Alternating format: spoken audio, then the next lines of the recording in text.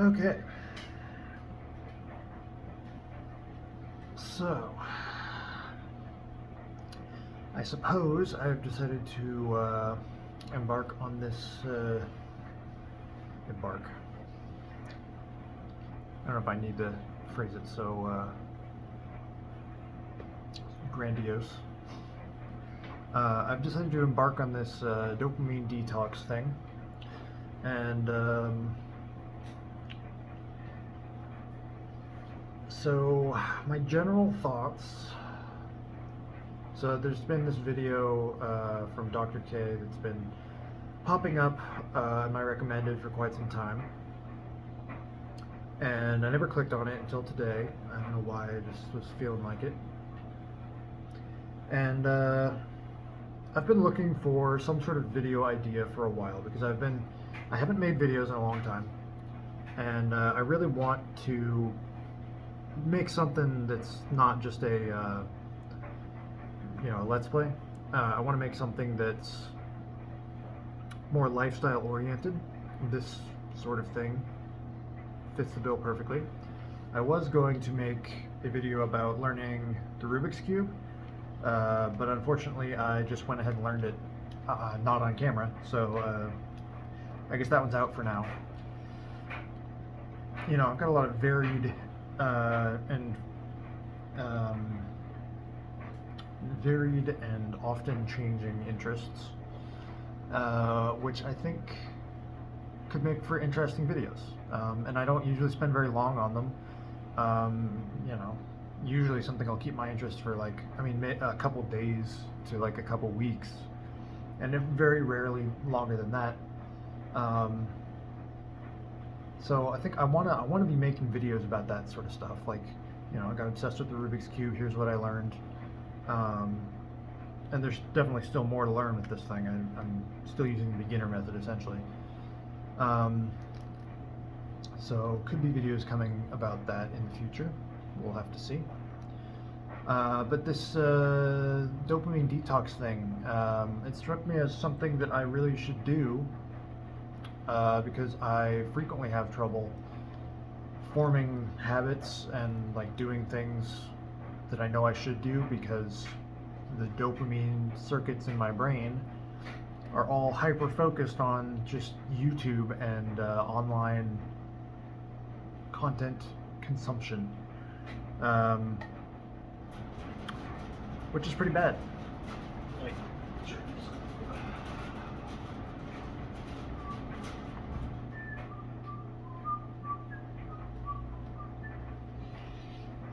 So that's why I want to do this dopamine detox. Pretty much right after I saw that and kind of clicked in my head that this is something I might want to make a video about, I filmed that little quick day zero intro and I started cleaning. So to my understanding, the way that this dopamine detox thing works is that you don't do any of your typical dopamine circuit things, which for me would be YouTube, Twitter, Reddit. That's pretty much it. For me, I just spend probably 6 hours a day on YouTube, more if I have a day off. If I have a day off and I'm awake for 16 hours, let's say, I'll probably spend 12 of those hours on YouTube, and the rest of the 4 is probably just making food and eating food and maybe cleaning up a little bit around the house. But yeah, I just have a lot of trouble forming habits and doing things that I know need to be done around the house or in general, chores. Yeah, there's some stuff that's been hanging over my head for months that I haven't taken care of. And so I'm kind of that's one of the things I'm hoping to solve, I guess, through this, or at least get some perspective on.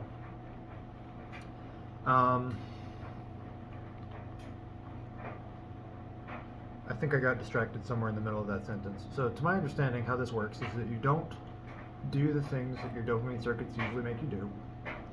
And you don't do anything. You try not to pick up any new circuits during the process. I think I'm explaining this poorly, but that's fine. This is off the cuff vlog. It doesn't need to be perfect. I will formulate a better way to say this later. But what you do to fill that time is you fill that time with chores, things that aren't exciting, things that aren't entertaining. And you can do like entertainment stuff, but you just have to really like schedule it out and be careful. So I think that like at least for the first little bit, I'm not gonna do YouTube at all. I think I'm not gonna watch YouTube at all. I might schedule in some downtime doing something like listening to music or maybe playing Minecraft or something like that. But something that I can schedule fairly easily. And with the rest of my time, I'm going to do all the things that I usually tell myself that I need to do on a daily basis, but I'm always too like, I don't want to take the time away from YouTube. So a lot of that is going to involve just like daily showering, shaving, brushing teeth, cleaning, doing dishes, like after I cook anything, after I use a dish, I clean it, that sort of thing, where it's like just these little time sinks that normally I avoid. I'll let dishes pile up and then do them all at once because I don't want to spend the time every day to break my flow in YouTube video watching. My morning routine right now is I wake up, I make some coffee, I get on the computer, I stay on the computer until either I have to go to work or I get so hungry that I have to eat, basically. Work is the only thing that makes me get off the computer, like at all. I'm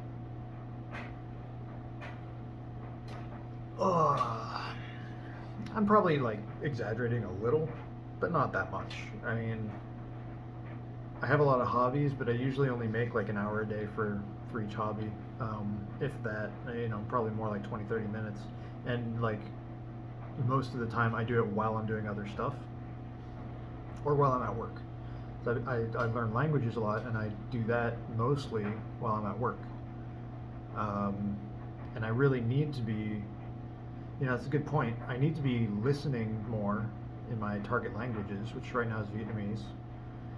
And I have like pretty good sources of Vietnamese listening practice, and I just don't ever make the time for it. So I need to think about how I'm going to do that, how I'm going to implement that. But that's definitely something I can do, and maybe I can incorporate that into my sort of free time, leisure time stuff, so that I can kind of like combine that into one. So it's not really leisure time, but it's not active learning time either. It's like passive learning / leisure. That's an idea. I might not do that. We'll see. Probably immediately after I turn this vlog off, I'm going to open up a Word document, or possibly even an Excel document. I don't really know, and just list off things. I'll open up a Notepad document and list off things that I need to do that are non-dopamine that I can do instead of dopamine. I need better terminology for this. I'll brainstorm some of that too. I also want to write out a script for the video that this is going to be part of, because that's something I rarely do, and it's similarly like just it doesn't give me any dopamine, so I don't do it when I make videos. How many videos have I made in this style? I've made at least 2. I think just 2. Because I made the Sober October video and I made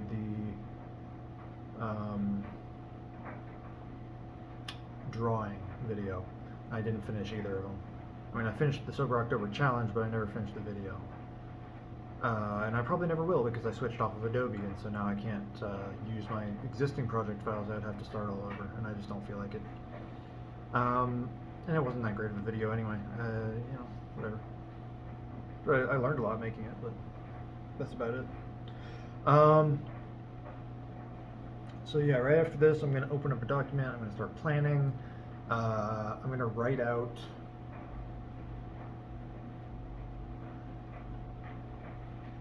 So I do think that in this style of video, it's best to do post commentary for the most part. But when I tried to do that last, in my Sober October video, the problem was just that I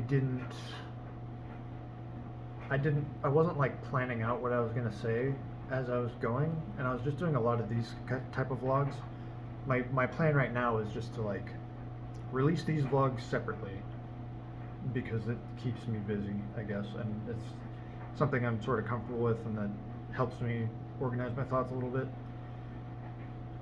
But this is not going to be part of the main video, or like if it is, it's going to be in little tiny clips.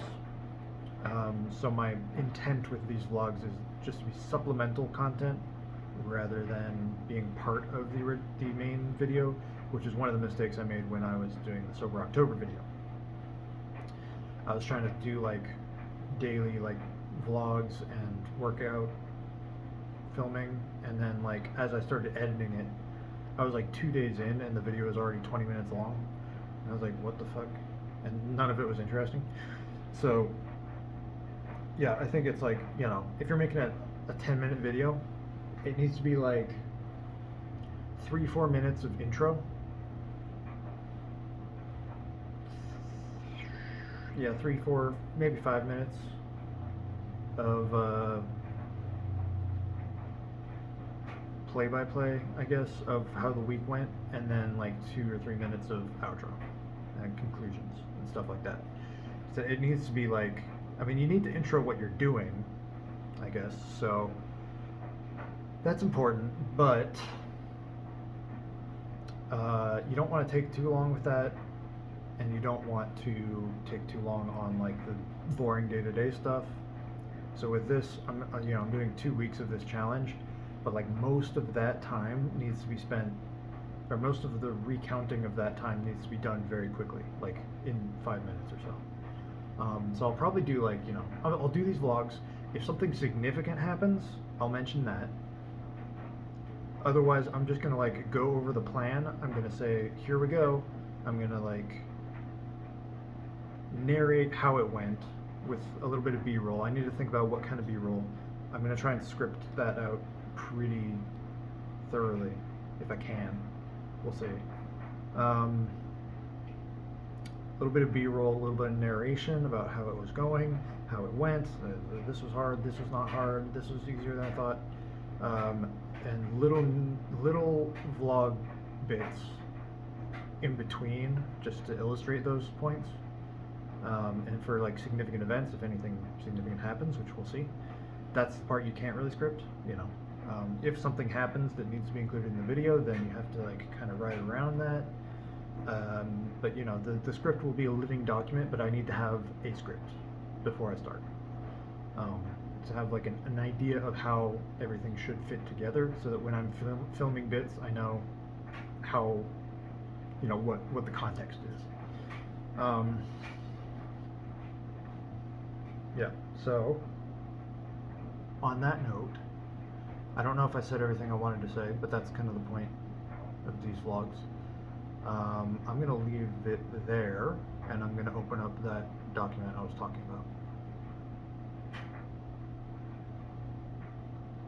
Yeah.